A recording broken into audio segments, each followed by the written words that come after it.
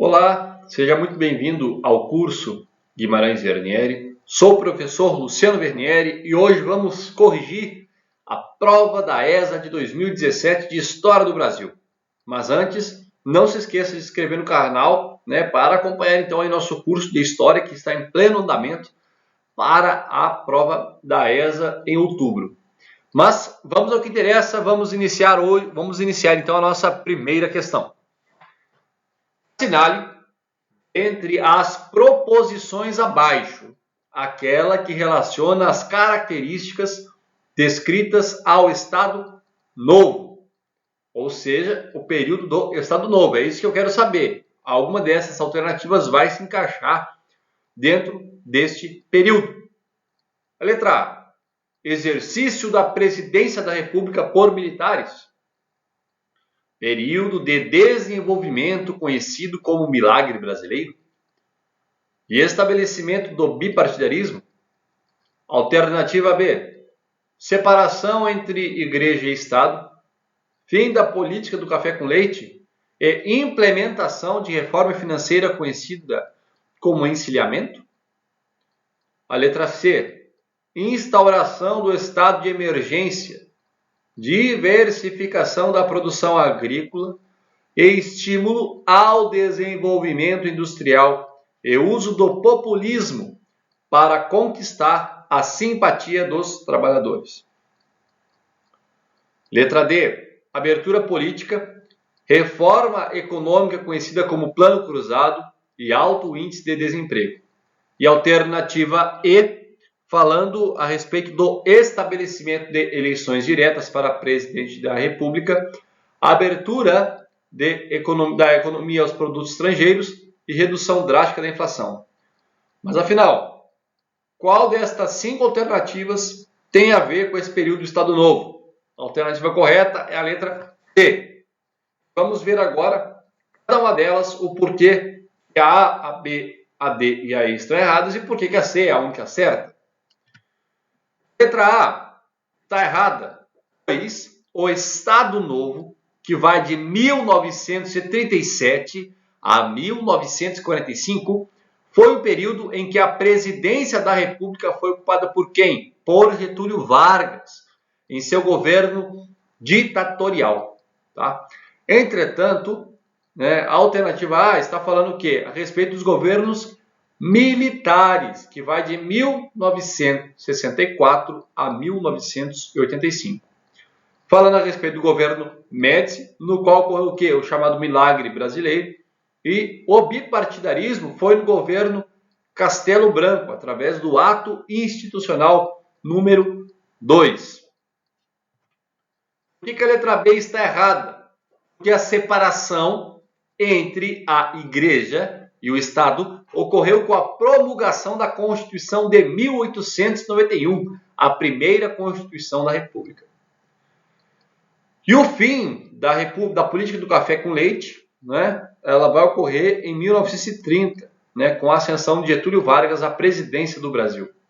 Já o encilhamento foi uma tentativa frustrada de Rui Barbosa no governo de Deodoro da Fonseca de estimular a indústria no Brasil.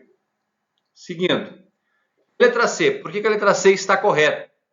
Acontece que, segundo o Cotrim, em fins de setembro de 1937, o Serviço Secreto do Exército noticiou a descoberta de um plano comunista, chamado Plano Cohen, para acabar com o regime democrático no Brasil. Só que é o seguinte, esse Plano Cohen foi uma farsa, tá, do governo, para o quê? Para que Vargas continuasse, então, no poder. Ou seja, o Plano Cohen foi dizer assim, olha, devido a essa eminente crise do comunismo poder se instaurar aqui no Brasil, nós vamos cancelar as eleições, eu vou ficar no poder agora mais um tempo. Inaugurou, então, o Estado Novo. E nesse período foi estimulada a diversificação agrícola, porque começaram a haver estímulos para a plantação de algodão, de cana-de-açúcar, de óleos, de frutas, tá? Também durante esse período foi motivada a industrialização. Então, durante o Estado Novo, vai haver a criação da Companhia Vale do Rio Doce e da Companhia Siderúrgica Nacional, a CSN. E o Vargas, ele fez uso do quê? Do populismo, que era uma proposta, né, de defender os interesses do cidadão comum. Ou seja, olha, eu sou um ditador, mas eu tenho que tentar mostrar para as pessoas que eu sou uma boa pessoa, sou um bom, que eu penso nelas, tá? Então, por isso que ele usou o quê? Do populismo, que é essa prática de defender os interesses dos cidadãos comuns. A letra D falava que essa abertura política, reforma econômica, conhecida como Plano Cruzado. O Plano Cruzado, ele vai ser, né, ele foi criado quando? No governo já do José Sarney, lá em 1985 a 1990. Tá? Então não tem nada a ver com o Estado Novo. Letra E se refere ao governo Collor de Mello, de 90 a 92. Tá? Primeiro presidente eleito diretamente pelo povo. Olha aí, questão de prova, hein? Primeiro presidente eleito diretamente pelo povo após o governo militar. Tá? Vamos para a nossa questão número 2. Fala sobre o Plano Real. Tá? Sobre o Plano Real, é correto afirmar que foi lançado durante o governo do seguinte presidente. Letra A, Ernesto Geisel. Letra B, Fernando Collor de Mello. Letra C, Fernando Henrique Cardoso. Letra D, Itamar Franco. Ou letra E, José Sarney? Resposta certa, Itamar Franco. Por quê? Porque o Plano Real ele foi criado por quem? Pelo ministro da Fazenda, Fernando Henrique Cardoso, durante o governo de Itamar Franco. Então, muito cuidado. Se viesse lá, quem criou o Plano Real? Foi o FHC, Fernando Henrique Cardoso. Mas, durante qual governo? Durante o governo Itamar Franco. Questão número 3 agora. A Guerra do Paraguai. Então, no dia 1º de maio de 1865, a Guerra do Paraguai iniciou em 1865 e vai até 1870, o conflito mais sangrento da América Latina. Brasil, Argentina e Uruguai assinaram o Tratado da Tríplice Aliança para atuarem contra o Paraguai.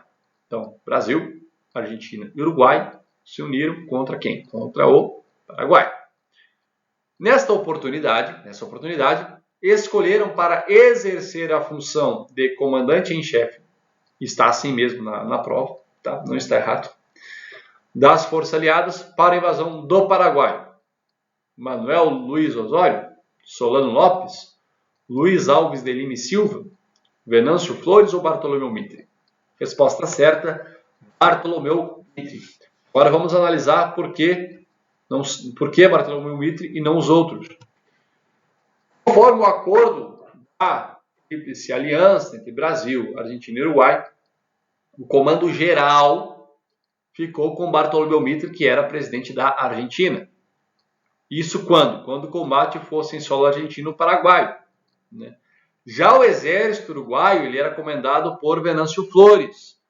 E o exército brasileiro, no primeiro momento, foi comandado por quem? Luiz Osório e o exército, né?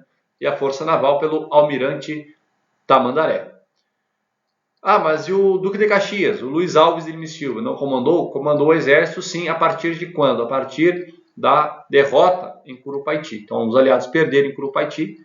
A partir de então, o Luiz Alves de Lima e Silva, o Duque de Caxias, vai assumir então o comando do exército brasileiro aí nessa luta, tá? Questão número 4. Então, seguindo aqui, agora vamos dar um pulo na história, vamos voltar lá para o século XV. Portugal inicia um processo de expansão ultramarina, ou seja, as grandes navegações, em que uma das finalidades era de caráter mercantil, sim, o comércio, principalmente com as Índias. Esta situação criou imediatamente uma ameaça aos interesses comerciais de quem? Dos venezianos, dos franceses, dos holandeses, alemães, espanhóis, de quem? Dos venezianos. Muitas vezes, nessa questão de ficar vendo questões anteriores, pode pensar assim, não vai cair mais uma questão dessa. Mas há muito pouco tempo atrás, caiu uma mesma questão, falando quem é que comercializava, né, quem era o principal comerciante de especiarias nessa época.